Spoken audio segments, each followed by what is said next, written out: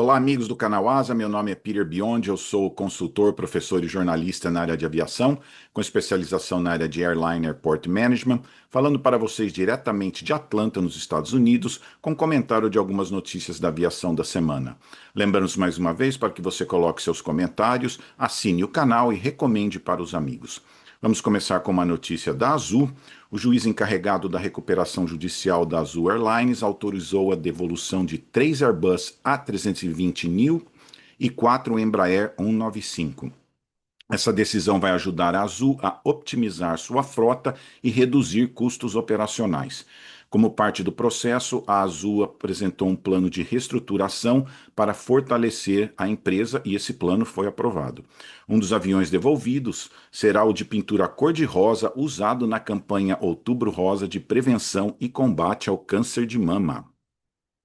Até agora, esse processo já são 584 documentos registrados, e se você quiser acompanhar, você pode ir no website Stretto, STRETTO, e olhar no case number 251176, entre parênteses SHL, do Distrito Sul de Nova York. O juiz do caso é Martin Glenn, que tem experiência, ele trabalhou há uns anos atrás no caso da American Airlines, e ele já participou de outros casos na indústria de aviação, sempre lembrando que eles têm uma equipe muito bem treinada em várias áreas de negócios, né?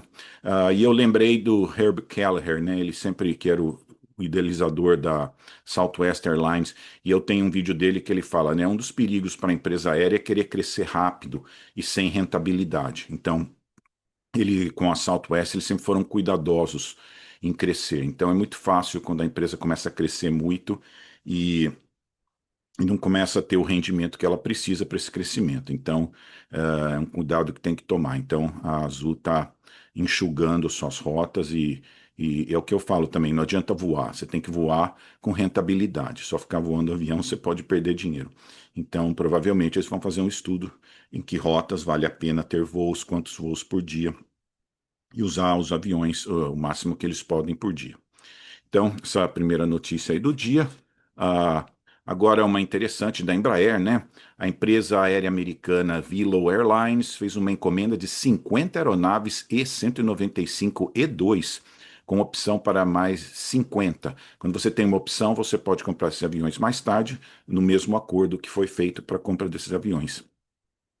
Essa empresa será a primeira a operar esse modelo nos Estados Unidos e sairá do modelo low cost tradicional, operando mais do que um modelo de aeronave. Se chama um modelo híbrido, né? Várias empresas, elas podem ser low cost, pode ter dois ou até três tipos de aeronaves em alguns casos. Então ela vai operar o Embraer e o Boeing 737 que ela já opera. A empresa acredita que o E195 ele vai completar a frota que ela já tem de 737-800. Porque para muitas rotas o Boeing 737-800 ele é grande demais, né? Então essa encomenda vai quadruplicar a frota da Vilo. A empresa vai crescer bem rápido. E no momento ela tem 22 aeronaves para 54 destinos e tem apenas 3 anos de idade. A maioria da operação da Vilo está na costa leste dos Estados Unidos. Ela reduziu ah, alguns voos da costa oeste. Esses aviões da Embraer podem ter até 140 assentos, enquanto o 737-800 que ela tem no momento oferece 189 assentos. Esse pedido também será muito importante para a Embraer introduzir esses modelos nos Estados Unidos. E embora a aeronave tenha uma taxação de 10%, 40% dos seus componentes são americanos. Então, provavelmente, isso vai reduzir o imposto para trazer as aeronaves nos Estados Unidos. O 195E2 ele tem um preço médio aí de 72 milhões de dólares, mas quando é negociado grandes quantidades, esse preço varia e também varia muito com as coisas adicionais que você pode pedir. A encomenda das 50 aeronaves da Vilo está estimada em 4,4 bilhão de dólares. E uma coisa importante entender é que aviões têm missões, né? Se você conseguir usar o avião certo na rota certa, é o ideal, né? E uma coisa interessante com o Embraer, eles vão poder usar em algumas rotas que tem menos demanda. E uma coisa interessante também com os aviões da Embraer, você pode criar mais frequência. Já está provado, principalmente pessoas às vezes que viajam a negócio, eles valorizam ter frequência. Se você perde um voo, você tem o mesmo Você pode usar na mesma empresa um voo um pouco mais tarde, né? Então, essa é uma vantagem às vezes. Você tem um avião com menos capacidade, você consegue criar frequência. E uma coisa interessante, né, foi o caso da Delta com o A220. O A220 não estava vendendo, parecia que ia ser um fracasso. De repente, fizeram um acordo com a Delta, compraram o A220 e começou vendas em todos os lugares, né? Então, de repente, essa venda para a Vilo pode impulsionar, talvez, para outras empresas a venda aqui, né? E uma coisa interessante, né, que tem a cláusula de escopo aqui que limita que as regionais comprem avião a partir de um certo peso, né? Mas não tem esse problema se você tem uma empresa como avião, você não depende das empresas maiores, né? Então, de repente, pode até ser o caso de algumas empresas comprarem até o E175 E2 no futuro. Empresas que não estão ligadas às empresas maiores. Mas um bom passo aí para a Embraer, vai ser muito importante essa venda, de trazer o avião aqui para os Estados Unidos. Então vamos ver como é que vai influenciar até outras empresas, às vezes, no futuro, de comprar esse avião, o 195 da E2. E vamos lembrar que a Embraer tem um sistema de atendimento sensacional aqui nos Estados Unidos, de relação com clientes, e então é muito bom. É um passo muito importante aí para a Embraer. Agora, uma interessante aí de Viracopos, né? O Tribunal de Contas da União ameaça multar a ANAC sobre o impasse sobre a concessão do aeroporto de Viracopos. É um caso mais complexo, eu vou dar um pequeno pincelada aí, né? O TCU decidiu em 10 de julho que a ANAC perdeu o prazo legal para a conclusão do processo de relicitação do aeroporto. Mas só para ter mais ou menos saber de onde vem esse problema todo, né? A origem desse problema está em um passivo bilionário relacionado à desapropriação de imóveis no entorno do aeroporto. Então, o histórico é mais ou menos assim. O aeroporto de Viracopos foi concedido em 2012 para uma sociedade chamada Aeroportos Brasil Viracopos, e pelo contrato, o governo assumiria o compromisso de fazer desapropriações na área do empreendimento, para que a Aeroporto de Viracopos pudesse fazer investimentos, inclusive hotéis ali na área. Então, ela aceitou a concessão, tudo, mas o governo teria que fazer isso. O problema é que isso não foi feito. 13 anos depois, nada disso foi feito. E Aeroportos Brasil perdeu dinheiro com isso, né? A Aeroportos Brasil diz que perdeu mais de 1 bilhão com esse problema das desapropriações que não foram feitas, e ela acabou indo atrás e fazendo algumas dessas desapropriações e custou muito dinheiro para ela. Então, fazem 13 anos que Aeroportos Brasil espera essas desapropriações. A ANAC acusa os tribunais de não ter feito mais rápido, e nada que foi prometido no leilão se concretizou. Então, já é o primeiro impasse aí, se esses modelos mais antigos de leilão foram feitos da maneira correta, de uma maneira equilibrada. E o principal impasse que fez a discussão sobre essa solução consensual, o que causou ele de não avançar, foram as divergências no cálculo de indenização que a ANAC teria que pagar para Aeroportos Brasil por não ter feito, né, não ter cumprido o que falou que ia fazer. A Aeroportos Brasil pediu 4,5 bilhões de reais e a ANAC calculou que 2,5 bilhões era a quantia exata.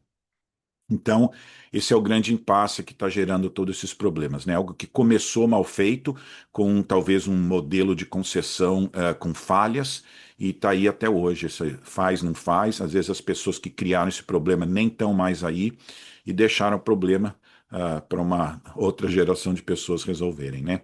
Então tá essa discussão aí, vamos ver como é que resolve, né? Mas você vê, uma coisa que começa mal feita, continua mal feita e leva vários anos para consertar um problema que, se tivesse sido feito com sabedoria e bem feito desde o começo, não teria causado esses problemas. Agora, uma daqui dos Estados Unidos, né? A Southwest Airlines anunciou que a partir de 25 de setembro, passageiros com cadeira de rodas elétricas terão que remover a bateria de lítio e levar a bateria na cabine. O vice-presidente de segurança informou que essas medidas seguirão as regras internacionais de segurança. As baterias de lítio têm se tornado a causa mais comum de fumaça e fogo em aeronaves. A Southwest será uma das primeiras a adotar esse procedimento nesse nível nos Estados Unidos, embora as outras empresas também tenham. A medida também limita o tamanho da bateria a 300 watts ou menos.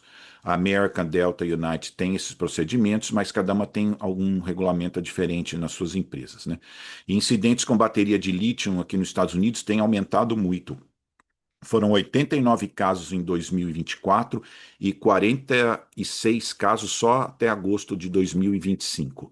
E o problema com a bateria de lítio, eles chamam de thermal runaway, onde a reação química da bateria ela se descontrola. Então pode ser causado por defeito ou até baixa qualidade de fabricação. Essa bateria está em cigarros eletrônicos, telefones celulares, laptops e até essas cargas portáteis que você leva, né? No Brasil, essas baterias são proibidas como carga em avião de passageiros ou como bagagem despachadas, o que é muito comum pelo mundo, né? Em 2013, a frota de Boeing 787 foi estacionada, groundearam o avião por problemas nessas baterias de lítio.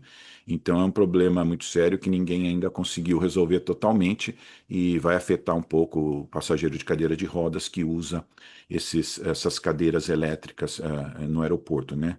Muitos deles despacham no próprio check-in e tem alguns casos até que despacha no portão. A pessoa vai no portão e ali existe uma cadeira especial que leva ela até o avião e ela deixa ali, o pessoal da rampa pega na porta do avião e leva na rampa, né? Então tem vários sistemas que as empresas usam. Então vamos ver como é que fica aí, né? Mas é o problema sério das baterias de lítio e em mala de mão, né? Que nem o caso do correio que despachou carga sem saber o que tinha dentro e causou um incêndio aí no Brasil, né? Então, um problema aí resolvendo aí com baterias de lítio. Agora, uma interessante, né? Eu falei da Spirit semana passada. O CEO da United Airlines falou durante um encontro de aviação que a Spirit Airlines tem grandes chances de falir. Ele disse que a Spirit está na UTI depois de entrar pela segunda vez em recuperação judicial.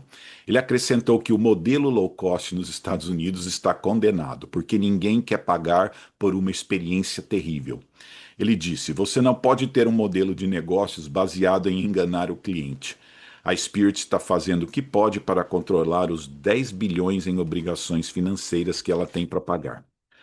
O modelo low cost nos Estados Unidos tem tido dificuldades, primeiro por causa da alta de custos operacionais, é o que eu digo, não tem low cost, o custo é alto. Uh, então, essa é uma das coisas que aconteceu. A outra é que as grandes empresas, elas criaram tarifas para competir. É a famosa Basic Economy. Eu sei que uma das empresas aí no Brasil tem a Basic Economy. E outra coisa que foi a diminuição no número de passageiros que são sensíveis a preços, aquele que procura a passagem mais barato. Então, muita gente hoje vale a pena pagar 50, US$ 100 a mais e numa empresa que ela tem mais reputação. Outra coisa que teve foi um excesso de oferta nos Estados Unidos, muitos voos para vários lugares, foi uma competição difícil. E os consumidores também estão cansados com essas taxas escondidas, atendimento ruim a clientes, e isso espalha, principalmente agora com a social media aí, você perde cliente muito fácil, né? A Spirit tentou se reorganizar, oferecendo os produtos melhores, como assentos com mais espaços, mas as mudanças podem ter chegado talvez tarde demais. Vamos ver como que acontece isso. Empresas como a Spirit e a Frontier têm frequentemente apresentado perdas financeiras nos seus relatórios. Mas é uma coisa interessante, né? Porque um cliente feliz, a gente diz, ele conta para três outros, né? Um cliente infeliz conta para 10 outros. E agora com a social media, essas histórias de terror de empresas aéreas aparecem em todo lugar. E um problema, às vezes, que a low cost tem, né, que uma das maneiras que ela economiza são nos baixos salários. Então, muitas vezes, ela tem funcionários desmotivados.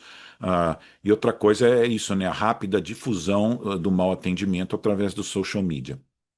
Eu, pessoalmente, já voei na Frontier, já voei na Spirit, nunca tive problema, voo no horário, não teve nenhum problema no avião, mas tem pessoas que têm e esse problema repercute muito rápido através do social media, né?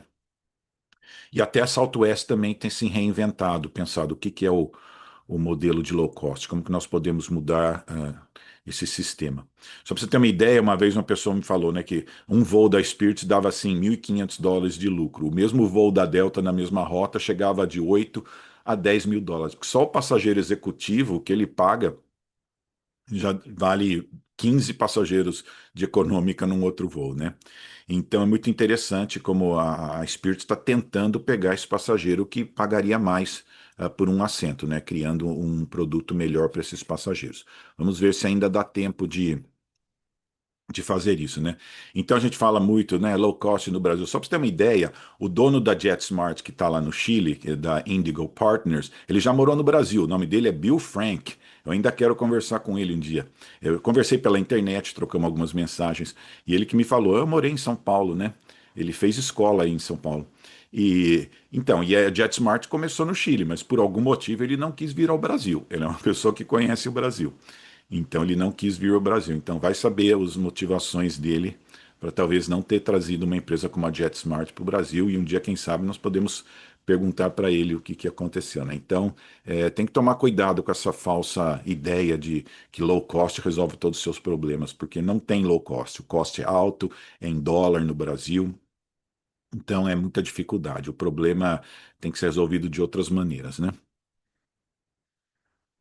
Agora, uma da Boeing, né? Que faz tempo que a gente não fala, mas o FAA americano está multando a Boeing em 3,1 milhões de dólares por violações de segurança ocorridas entre setembro de 2023 e fevereiro de 2024, incluindo a perda de uma porta em um avião da Alaska Airlines. Uma investigação do NTSB que durou 17 meses revelou falhas de fabricação e inspeções sem efeito, né? Eles fizeram inspeções, não servia para nada, né? Os procedimentos que eles usavam. Então, entre as violações, o órgão regulador descobriu que um funcionário da Boeing colocava pressão na unidade de inspeção e certificação para alcançarem os prazos de entrega, mesmo que a aeronave não estivesse nos padrões. Vocês já assistiram aqueles filmes? Sempre tem aquele ganancioso que põe todo mundo em perigo, né? Então sempre tem aquele querendo aparecer e que põe todo mundo em perigo. A Boeing está com a certificação do Boeing 777X atrasada por causa de problemas no desenho do avião. A certificação está prevista para 2027. A certificação do MAX 7 e MAX 10 também estão atrasadas. A nova previsão é 2026. Um dos problemas foi um sistema antigelo que precisa ser redesenhado. Vamos lembrar aqui que a Gol tem uma encomenda de 30 Boeing 737 MAX 10.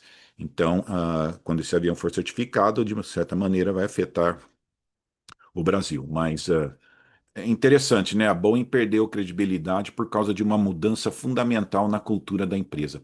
Ela foi de excelência de engenharia para prioridade ao lucro, causando problemas sérios na segurança.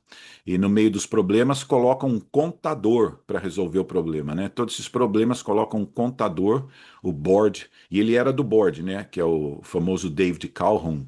Então colocaram ele para tentar resolver os problemas, cara que não era um cara de engenharia, né? Por que colocaram um contador? Porque a preocupação era dinheiro. Mesmo para resolver o problema, ainda era dinheiro, dinheiro. Vamos tomar cuidado. A Boeing perdeu 33 bilhões de dólares nessa brincadeira aí. Então, é que a gente fala, né? Faça bem feito e o dinheiro é consequência. Não só pensar no dinheiro e esquecer da qualidade. Qualidade é muito importante. Então, quando você faz bem feito, o dinheiro é consequência natural. Então, é uma frase, né, que a gente gosta, né? Leva-se anos para construir reputação e algumas horas para perdê-la. Então, é muito triste esse caso da Boeing. Eu mesmo demorei para aceitar. Não, não pode ser um símbolo de orgulho nacional americano. Eles não podem ter feito isso, né? Mas é a realidade dos fatos, né? Agora, uma interessante, né? A China Eastern Airlines vai lançar o voo mais longo do mundo, com 29 horas. Não é um voo direto, mas ele é o mesmo voo, ele só faz uma parada para reabastecimento. O voo é de Buenos Aires a Xangai. Me foi informado que esse voo talvez comece em São Paulo, né? Ele faça São Paulo, Buenos Aires, depois Buenos Aires a Xangai, com uma parada para reabastecimento na Nova Zelândia para reabastecer, mas é o mesmo número de voo, teoricamente é o mesmo voo. O voo de volta terá 25 horas por causa de ventos favoráveis. Olha que interessante a diferença: 29 horas no sentido, quase 4 horas a menos por causa de ventos favoráveis. Atualmente, o voo mais longo direto, que não é non-stop, mas é o mesmo voo, é o voo da Air China de São Paulo a Beijing, que para em Madrid. E esse voo que será colocado lá em Buenos Aires será operado com o Boeing 777-300ER. Não é o de maior alcance, né? O LR, ele geralmente tem voos adicionais, tem tanques adicionais, né? Então essa é a diferença, né? Mas eu lembro quando um voo longo eu lembro a British Airways pôs Buenos Aires, Londres, nossa, que voo longo, era 11 horas, nossa. E eu lembro que depois a Lufthansa pôs Buenos Aires, Frankfurt, acho que era 13 horas, assim. Nossa, era uma loucura, né? 13 horas. Lembra quando a gente falava 13 horas no voo longo, né? Eu já fiz voo de 14, 15 horas. Hoje aí tem. Eu lembro que daqui saía o Johannesburg, era 17 horas de voo. Uma vez a moça no portão estava anunciando que o voo ia sair. Ela falou assim: esse voo terá uma duração de 17 horas. E ela brincou assim: e eu nem consigo imaginar como deve ser ficar 17 horas num avião, né? Então é muito interessante como mudou essas coisas, né? Mas hoje esse sistema de entretenimento, hoje é muito diferente, melhorou, né? Era do tempo que o fone de ouvido era um plástico, né? Uma borrachinha ali, né? Então hoje tem muito passatempo no avião. Mas tá bom, essas são o comentário de algumas notícias da semana. Assine o canal, recomende para os amigos, deixe os seus comentários, muito importante, tem muita informação adicional que as pessoas trazem. Se souber alguma informação a mais, por favor, coloque seus comentários aqui, são muito importantes. E são mais de 600 episódios com voos no cockpit, investigação de acidentes, entrevistas, aeroportos, vídeos históricos, notícias e painéis de discussão. Muito obrigado a todos.